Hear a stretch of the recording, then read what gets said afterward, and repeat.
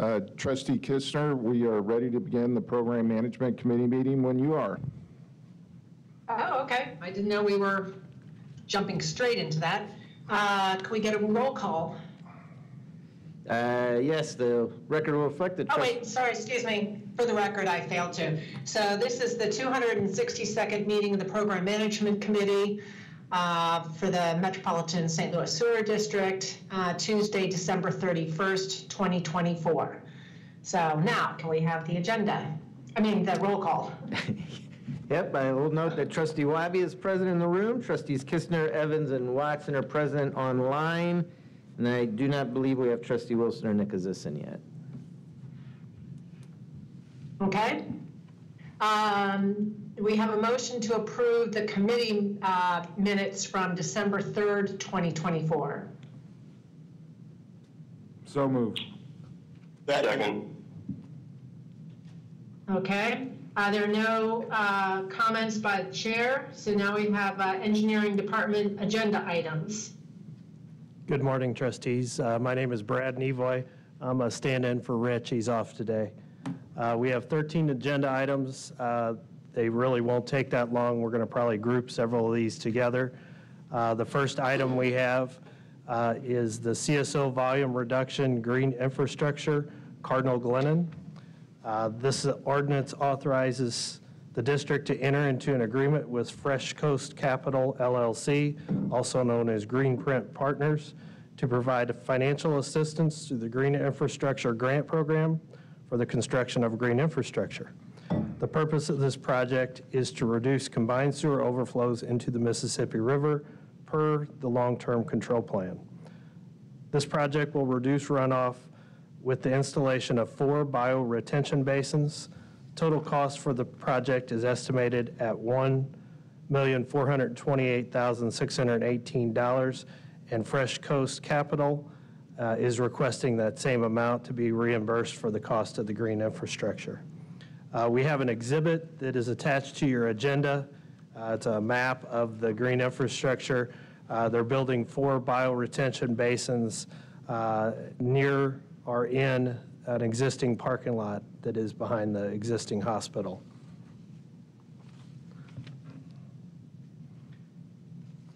Please stop me if you have any questions. The second item, the next 2 items are construction projects. The first project is Bissell Point Wastewater Treatment Facility Trickling Filter Media Replacement Phase 2. This item appropriates funds and authorizes staff to enter into a construction contract. The work being done under this contract consists of the removal and replacement of corrugated PVC sheet media and ancillary components with 2 trickling filters, within the 2 trickling filters, excuse me. The project will also include the replacement of the control panel for the rotary distributors within the trickling filters. This construction is the second phase of a 2-phase improvement program. The purpose of this project is to extend the useful life of the trickling filters in order to maintain the current level of service at the treatment plant. There were 3 bidders on the project. The low bid was received from KCI Construction Company. The bids were below the designer's estimate.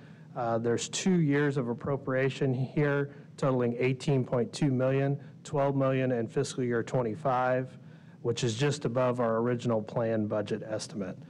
There will be a future supplemental appropriation in the next fiscal year. The second construction project is the North 13th 714 Combined Sewer Repair. This item appropriates funds and authorizes staff to enter into a construction contract. The work being done under this contract consists of construction of approximately 259 lineal feet of pipe sewers varying in size from 12 to 42 inch in diameter and appurtenances. The purpose of the project is to replace failing and blocked combined sewers in the city of St. Louis. We had 5 bidders on the project. The low bid was received from Bates Utility Company. The bid is below the designer's estimate. The appropriation of $1.15 million, which is slightly above our budget amount. It also includes $350,000 for utility relocation. This project did meet our MWBE goals as well. The rest of the agenda is related to general services agreement contracts. These contracts are to supplement staff when we just don't have enough staff or we don't have the technical expertise to achieve what we need to have done. The first one is related to construction management. It's the general services agreement, construction management. It appropriates additional funding and authorizes staff to amend the construction management contract. This ordinance authorizes the district to enter into a contract amendment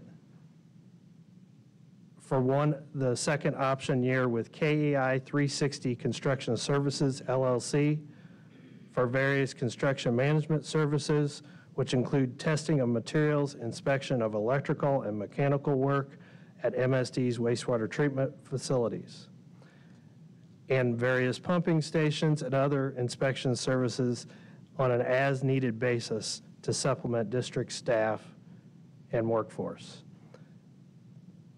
The projects are located throughout the district in various cities in St. Louis County. This amendment to the contract is for $2.5 million, with a total of $5 million being on the contract itself.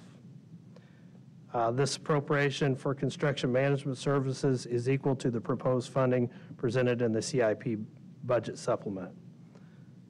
This funding will provide construction management services during construction projects, but not limited to pumping station, man lift replacement, river repair channel rehabilitation, pump station generator replacements, Market Street lot improvements, and South County pump station improvements. The second GSA contract is the General Services Agreement Sewer and Channel Design. This appropriates additional funds, and authorizes staff to amend a design contract. The design contract is with Kuhlman Design Group, a division of Shive Hatterley. The ordinance authorizes the district to enter into amendment number 1 for contract 53084 with Kuhlman Design Group for the design of various projects. This project consists of the design of small sanitary, combined, and storm sewer projects as needed throughout the district to support an ongoing internal design effort. Projects will be issued by letter of agreement per individual scope of services. This contract amendment is for $200,000 and brings the total maximum of the contract to $400,000. This will be the first and final option year provided for in the original contract. This project is scheduled to be completed, competitively bid out in fiscal year 26. Overall, there was 31% MWBE participation associated with this contract.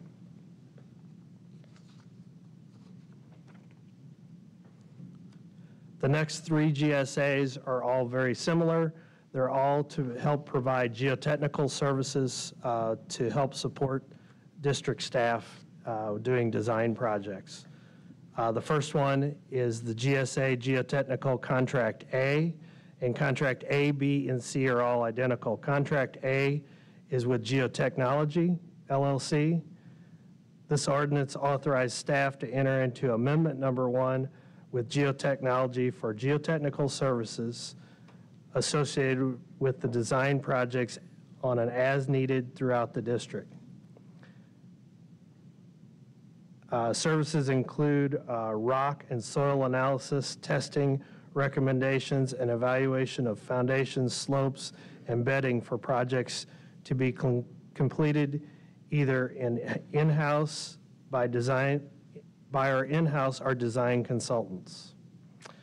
Projects will be issued by letter of agreement per individual scope of services. This contract is being amended for $85,000, which brings the total maximum contract to $170,000. This is the first and final option year provided for in the original contract. This project is scheduled to be competitively bid out in fiscal year 27. As I mentioned, we're adding $85,000 to this contract, and the total MWB participation on this contract is 31%. The second GSA geotechnical is Contract B. This is with Hanson Professional Services. Very similar. We're adding $85,000 to bring the total maximum contract amount of $170,000. Again, they have 31% MWB participation on this contract as well.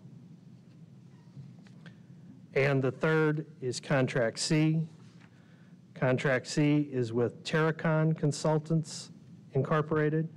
And again, we're adding $85,000 to bring the total maximum contract amount to $170,000. And all three of these will be out competitively again in fiscal year 27. The last 5 agenda items that we have here are the GSA surveying services contracts. These are contracts A, B, C, D, and E. General Services Agreement Surveying Services Contract A is with Civil Design Incorporated. This ordinance authorizes the district to enter into Amendment Number 1 with Civil Design, Inc. for surveying services associated with design of sanitary and stormwater projects. Services provided include land surveying, property strip maps, and easements for projects to be completed either in-house or by design consultants. Additional general surveying services will be provided on an as-needed basis for legal research, legal descriptions, topographic, and land surveys for district facilities and other requirements of the various district departments. Work will be assigned on a project-by-project basis. This contract is being amended for $50,000, which brings the total contract amount to $100,000. This will be the one-year renewal option in the original contract.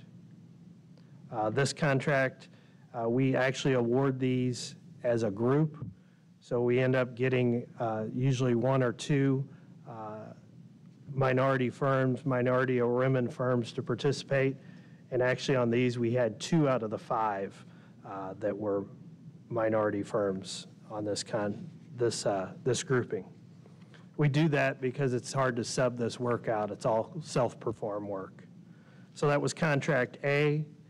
Contract B is very similar. We're adding $50,000 to the contract, which brings the total contract amount to $100,000, and that's with Prairie Engineers Incorporated.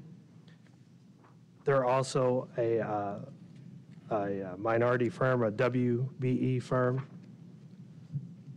The next contract is Contract C. That contract is with Sabre Surveying.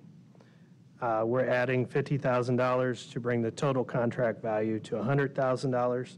They're also a minority firm, so I guess we have 3 on this grouping. The next contract is with Voles Incorporated. That's Contract D.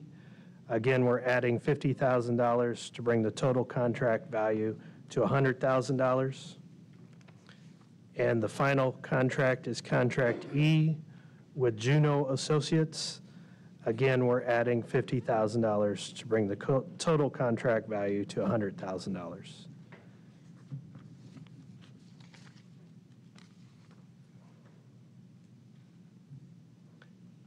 Is there any questions on those? Thank you. I don't have any. Does anyone else? Great. Thank you very much. Is there any other business? There is not. The committee? All right. Our next tentative meeting date is February 4th, 2025. That's my first time to say that. So I think, do we have motion to adjourn? So move. All Second. right. All right, thank you. Thank you, Trustee Kistner. Trustee Evans, we'll get things set up for our final committee meeting, the Finance Committee meeting, and we'll be ready in just a little bit. That sounds good.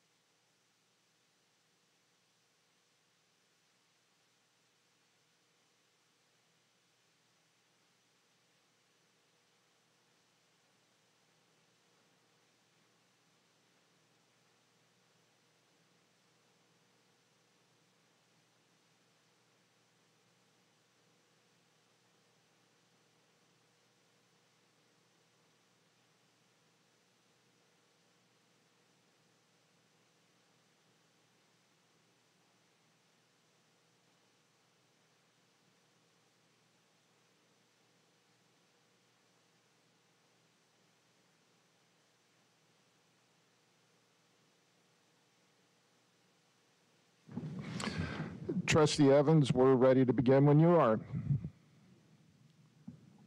All right, we'll call to order the 310th meeting of the Finance Committee. A roll call, please. We'll note that Trustee Wabi is present in the room. Trustees Kistner, Evans, and Watson are present online. All right, get a motion to approve the minutes of the December 3rd meeting. So move.